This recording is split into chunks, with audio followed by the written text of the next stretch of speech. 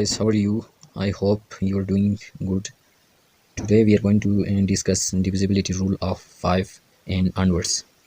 तो 5 के लिए कंडीशन क्या है? सबसे पहले कंडीशन पढ़ेंगे। कंडीशन ये है कि द नंबर एंड्स विथ 5 और 0। ठीक है, वो नंबर जो एंड 5 के लिए द नंबर एंड्स विथ इन 5 और 0। अगर कोई नंबर हमारे पास है वो 5 या 0 पे वो नंबर एंड होता है तो वो 5 पे डिविजिबल होगा, अदरवाइज वो 5 पे डिविजिबल नहीं होगा। तो एग्जांपल लेते हैं। एग्जांपल हमारे पास क्या है? एग्जांपल हमारे पास 20 है। तो 20 क्या है हमारे पास?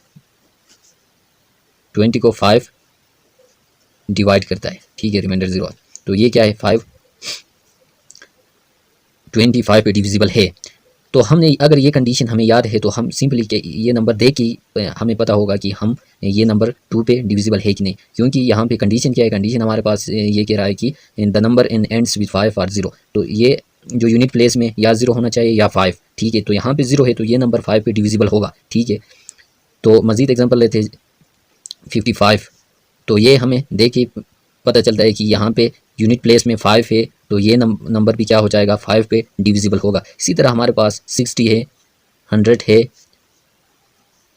105 है, इस तरह अप टू सो ऑन। ये सारे नंबर क्या हैं? 5 पे डिविजिबल है, क्योंकि यहाँ पे क्या है? यूनिट प्लेस में 0 है। ठीक है, यहाँ पे भी क्या है? यूनिट प्लेस पे 0 है, यहाँ पे यूनिट प्लेस पे क्या है? 5 है। तो हमने कंडीशन में क्या पढ़ा था? नंबर इन 2 डिजिट्स पे एंड होना चाहिए, 5 या 0 पे। तो ये क्या हो जाएगा? 5 पे डिविजिबल हो जाएगा। ठीक है, नेक्स्ट नंबर हमारे पास क्या है? 6। तो 6 के लिए कंडीशन क्या है? A number is divisible by 2 and sum of the digits of the number is multiple of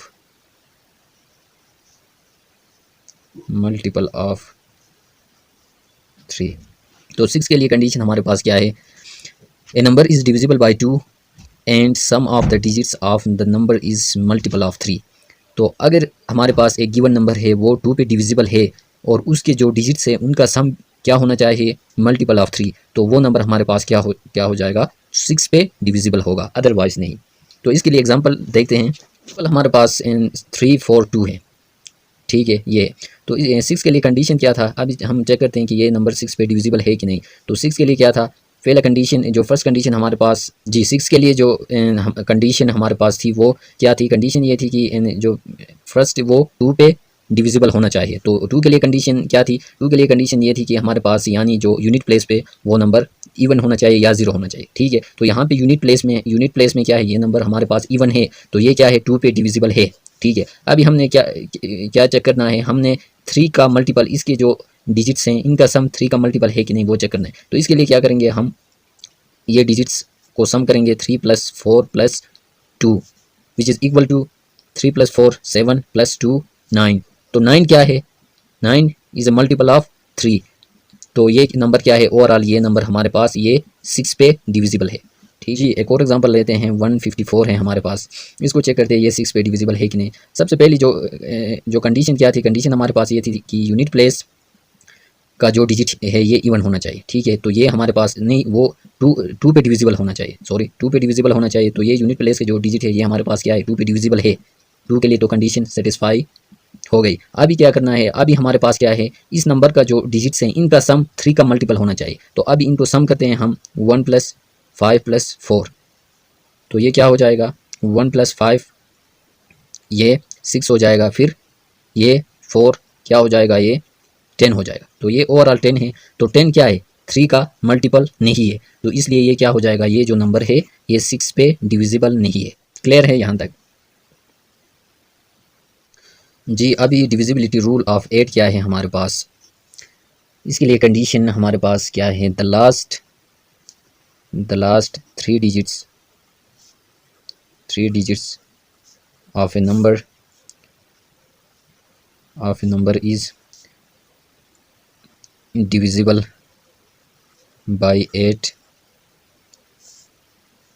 और the last 3 digits of a number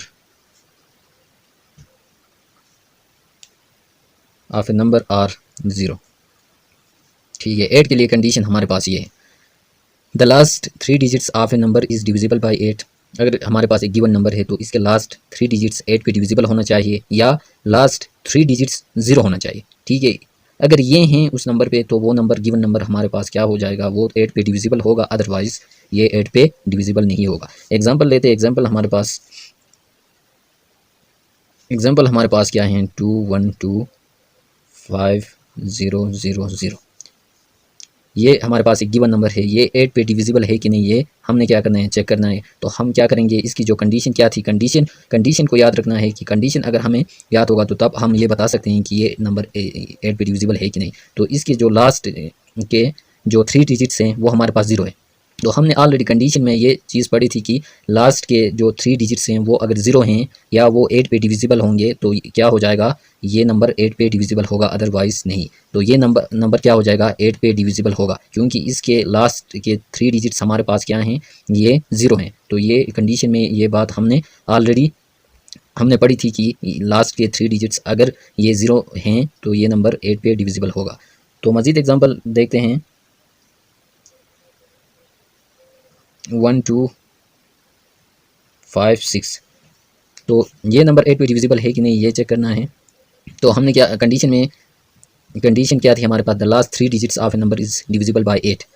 इसके जो लास्ट के 3 डिजिट्स हैं ये 8 पे डिविजिबल होना चाहिए। ठीक है, तब ये नंबर पूरा 8 पे डिविजिबल होगा।